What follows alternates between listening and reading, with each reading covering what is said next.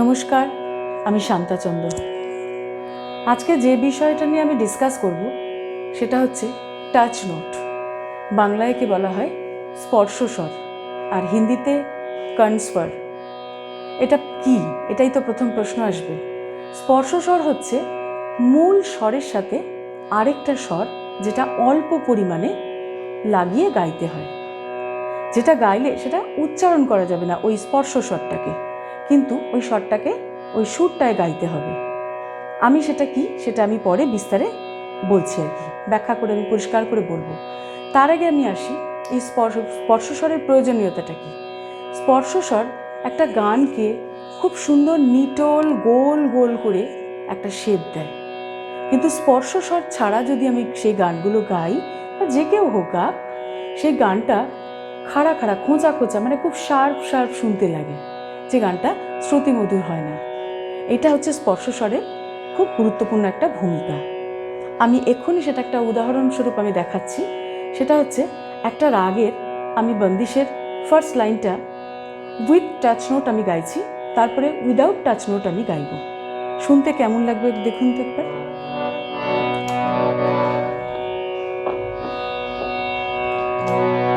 ছাড়ো ছাড়ো ছেলা মোরি বৈয়া বৈয়া, ছাড়ো ছেলা মোরি বৈয়া। এটা আমি স্পর্শস্বর লাগিয়ে গাইলাম।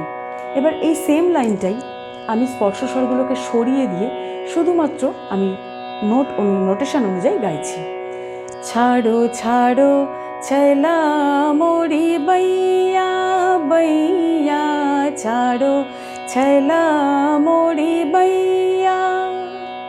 খুব পরিষ্কার লাগলো যে স্পর্শস্বরটা দিয়ে গাইলে কীরকম হয় আর স্পর্শস্বরটা সরিয়ে দিয়ে গাইলে কেমন হতে পারে। এবার এই স্পর্শস্বরের আরও যদি ব্যাখ্যা আমি পরিষ্কার করে বলি, তাহলে ধরা যাক আমি তিনটে স্বর নিলাম, রে মা গা, রে মা গা, এই তো, আর তো কিছু নেই, রে মা গা। এবার এটা যদি আমি স্পর্শস্বরগুলোকে লাগিয়ে এই রে মা গাটা গাই, এটা যে কি অদ্ভুত রকমের একটা সুন্দর হয়ে যাবে, সেটা এক্ষুনি করলেই আমি বোঝাতে পারবো। স্পর্শস্বর লাগিয়ে গাইছি, রে মা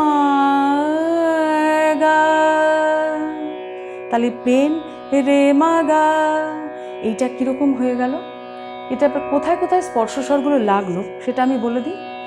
রে মানে রে, এই রেটা থেকে বললে হবে না, গাটাকে নিয়ে আমার রেটাকে বলতে হচ্ছে। এখানে স্পর্শস্বর হচ্ছে গা, রে গা রে গাইছি গা রে, কিন্তু বলতে হবে আমাকে রে, কিন্তু আমি গাইছি গাড়ি রে। এবার মাটা কি হবে, মা, এই নেবেলাম গাতে, তারপরে বললাম গা, তাহলে গা রে মা, তারপরে গা, তাহলে রে মা গা। কত সুন্দর হয়ে গেল তো শুনতে, শুধুমাত্র স্পর্শস্বরের ব্যবহারে। এইবার স্পর্শস্বরের তাহলে অভ্যাসটা কি করে করতে হবে, সেটা হচ্ছে ধরা যাক আমি সাকে মূল স্বর ধরলাম, সা। এবার স্পর্শস্বরে আমি রেটাকে বানালাম, রে সা, সা, মানে রে সা থাকবে, কিন্তু আমি গাইবো শুধু সা, বলবো শুধু সা, গাইবো রে সা, সা। এবার যদি গাকে স্পর্শ বানাই, গা সা, সা। যদি মাকে বানাই, মা সা, সা। যদি পাকে স্পর্শ বানাই, পা সা, সা।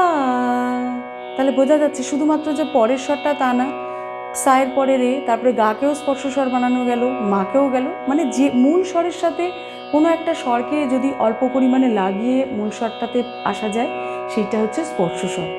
এই স্পর্শস্বরের ভূমিকাটা এতটাই অসীম যে একটা গানকে না পুরো গোল গোল গোল গোল করে তৈরি করে দেয়, মানে গানটা শুনতে সম্পূর্ণ অন্যরকম হয়ে যায় শুধু স্পর্শস্বরের ছোঁয়ায়।